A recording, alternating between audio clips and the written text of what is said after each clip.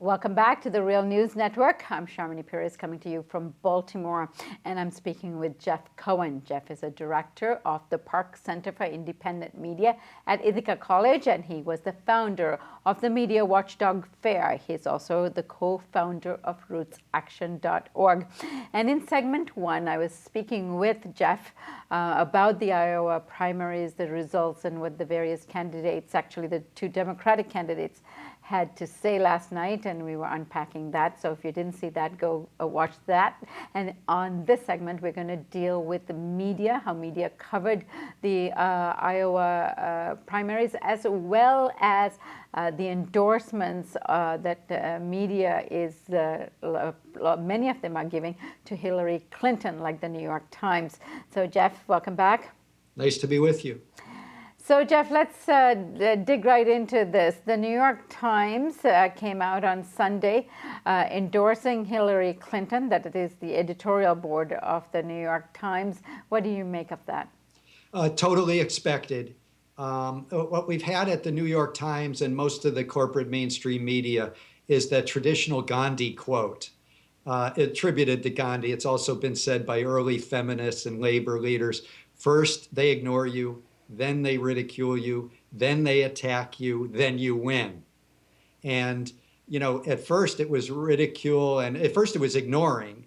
And you might remember that when Bernie Sanders announced he was running for president, the announcement in the New York Times was on a back page, very small, page A21. And when a lot of these Republicans, one after another, was announcing for president, they got big front page coverage in the New York Times. In Iowa, Bernie's 50-50, and he was on the back page of the Times. These Republicans who walked away with 1-2% of the vote in Iowa, they got front page treatment. So I think what's happened is it started as ignoring, it went to ridicule, and now the New York Times is going to come out for Hillary editorially. The Washington Post ran 2 editorials in 2 days attacking Bernie.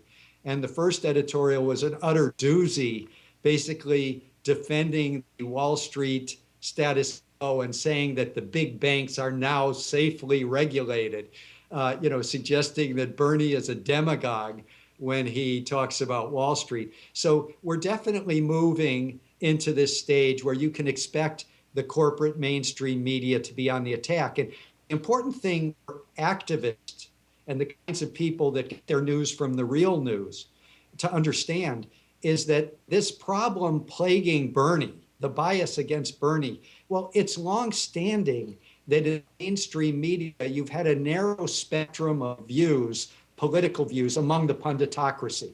It goes from the center to the right, from corporate centrist Democrats to the far right. It's a spectrum no broader than from General Electric to General Motors, a corporate spectrum.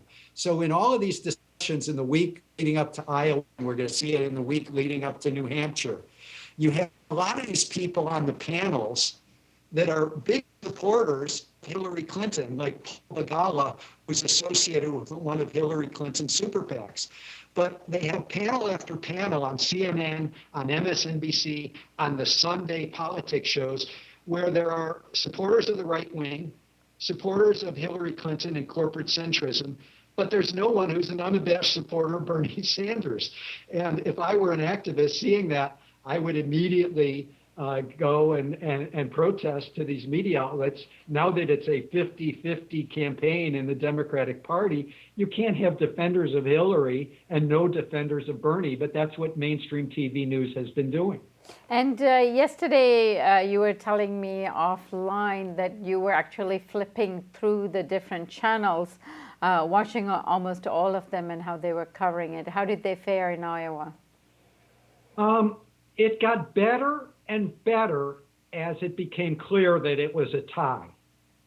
And I think they were stunned. The people that dominate mainstream TV, as I say, they're a spectrum that's Hillary Clinton supporters on the left wing, and I put that in quotes, to the far right. And I think they were stunned. I think, it's not Bernie, it's this huge movement has shaken up the establishment. And I watch the nightly news every night. I watch cable news every night. And they were stunned. It's an amazing thing to see the mainstream media pundits that are a little bit speechless because they like to yammer. Right. And so moving forward for the New Hampshire primaries coming up on Tuesday, Jeff, what should we be looking out for in terms of media coverage? I think it will be more of an attack on Bernie's policies and a lot of smears. You know, there's always talk about the $15 trillion over 10 years that's going to go to healthcare if Bernie Sanders single payer. What they don't point out, they use the figure from the economist, Mr. Friedman from University of Massachusetts. What they don't point out, even though they use Friedman's number, is what Friedman says, the economist, if you don't go to Bernie Sanders single payer, healthcare will be even more expensive. It'll be more like 20 trillion over 10 years. So expect attacks on Bernie's policy. One of the funniest ones was in the Washington Post. I'm sure it's going to be hauled out again. As everyone knows, and it's hugely popular among young people, Bernie Sanders wants to provide free public college education. And he would do that by a very popular tax on Wall Street transactions, which not only raises billions of dollars every year, it also reins in speculation a little bit. So it's hugely popular. What did the Washington Post say about that? It would lead to colleges playing by government rules, unquote. And it's, you know, again, these attacks on Bernie's policies, which are finally progressive policies, are being heard by millions and millions of US members of the US public. They've got to distort them. Everyone knows that public colleges are already heavily funded by states. And I know a lot of college professors at these colleges, they're not worried about government rules, especially the ones that have tenure.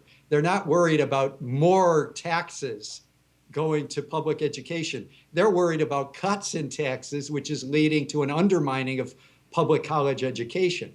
So to have the Washington Post, and it was a news article, allegedly, you know, an editorial disguised as a news article, to have them claiming that Bernie Sanders programs will lead to government control of colleges, it's laughable. And that's what you can expect leading up to New Hampshire and right after.